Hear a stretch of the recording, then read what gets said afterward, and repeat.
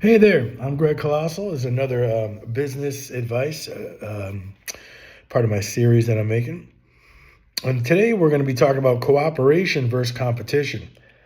In business, there are this small group of people that see it as competition, as a way to attack another. They act as though rules of humanity and kindness and gentleness are all out the window because it's business. Now, I can understand that to a degree, but what they do is they create a man, when you create a business, you're creating your own little world. It's very hard, and it's very hard. Why inside your world you would want to create wars and chaos and pillaging after starting your own world, I don't understand that. But there are people that live this way, and you're going to come across them.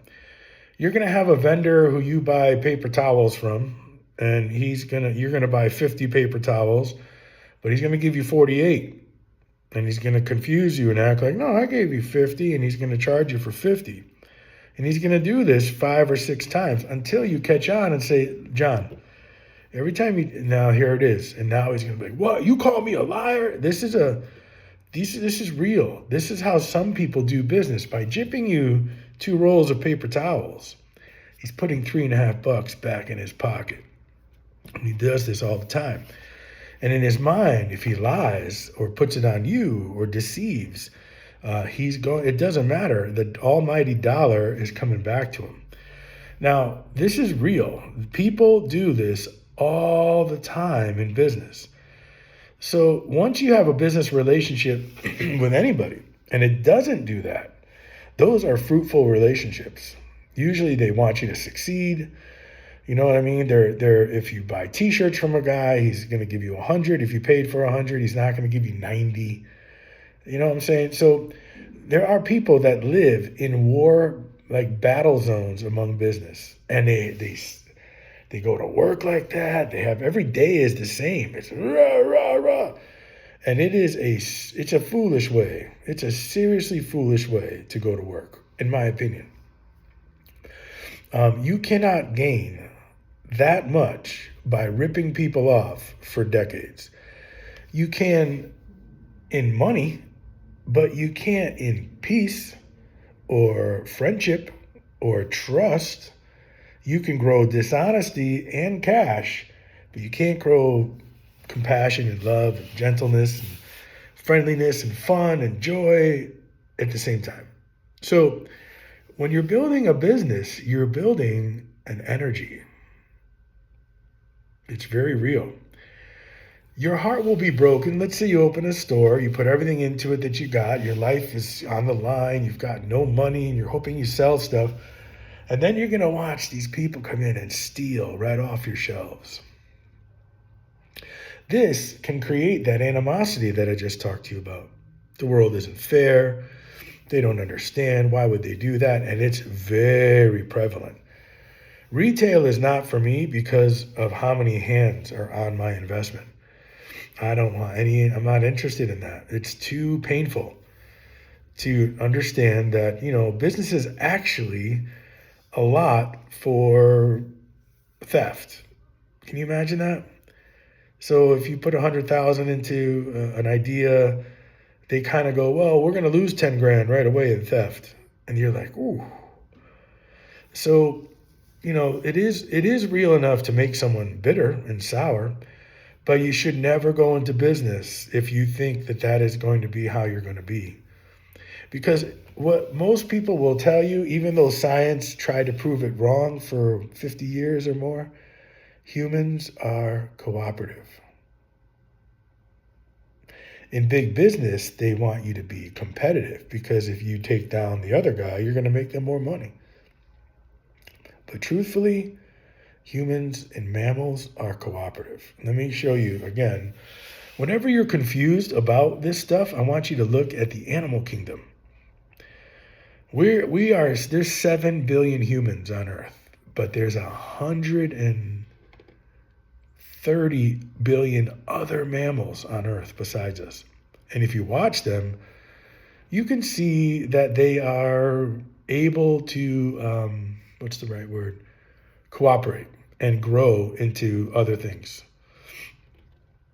So um, cooperation, like let's say the remora and the great white shark. The remora is that little fish that swims next to his mouth and his gills, right? And what does great whites eat? They eat fish. At any moment, the great white could eat the remora, but he doesn't, because the remora says, hey, look, we can do business. I'll clean all the meat off of your gills and your lips and your teeth. I'll keep you clean. Just don't eat me. That's pretty cooperative. And it's a very, very kind of consensual, agreed upon relationship.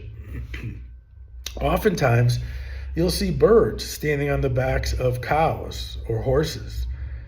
And this is not an official agreement, but they are there to pick off some bugs and to eat some flies. And they know that this giant body is filled with insects, that why fly around in the air when they're all on this guy's butt?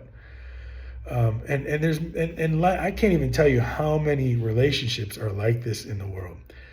Just think about this kind of dark idea. The antelope dies. Okay, the antelope is killed by the lion. Okay, the lion eats the antelope, which is dark and horrible. But the lion doesn't kill 25 antelope. It just kills one. It's not going to abuse life like that. It does not do that. Humans do that. So the lion kills the antelope and the antelope dies and the lion eats and all the lions eat. And they lay down and they can go on another day. All of a sudden, the vultures come. I'm sorry, the coyotes or the jackals, I should say, maybe the hyenas if it's Africa. The hyenas come and clean up the carcass. Okay? They're fed. And then the vultures come and clean up what's left of the dead body. And then the vultures fly over the plains and poop. That same food comes out of them as poop. That poop hits the ground and fertilizes the grass, the tall grass. And guess who loves the tall grass? The antelope. And the antelope come to the tall grass and eat it and run through and hide in it. And this cycle is a circle. The lion then takes down the antelope and it's a big circle.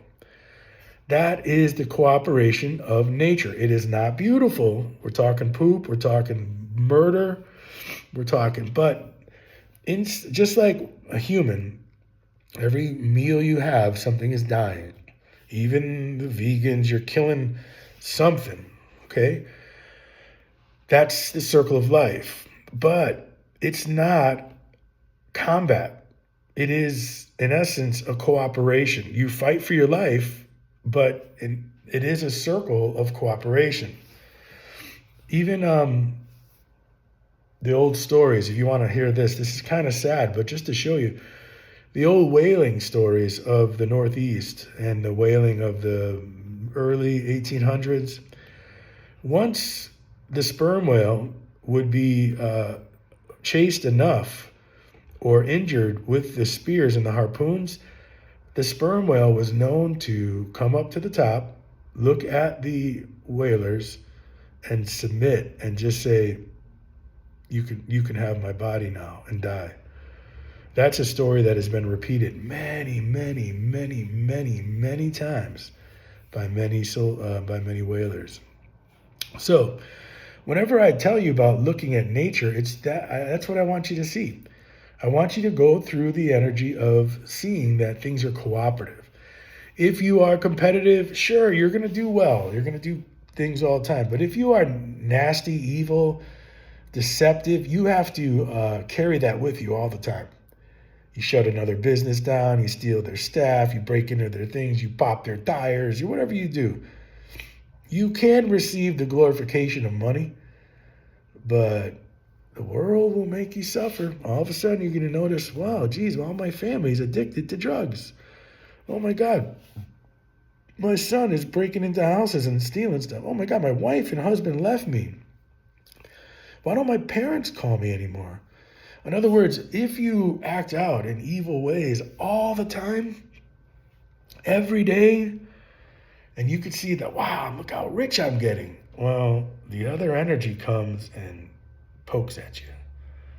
You're rich, but Didn't you wish your son survived that birth? You're rich, but you notice that you have no friends? So rich isn't bad, but you can accumulate wealth while being kind. I did it.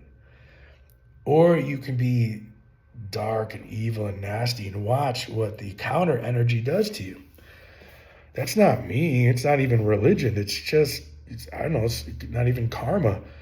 It's just how life works. Tyrants, and we have many in the past. I'm talking tyrannical, dangerous, evil people.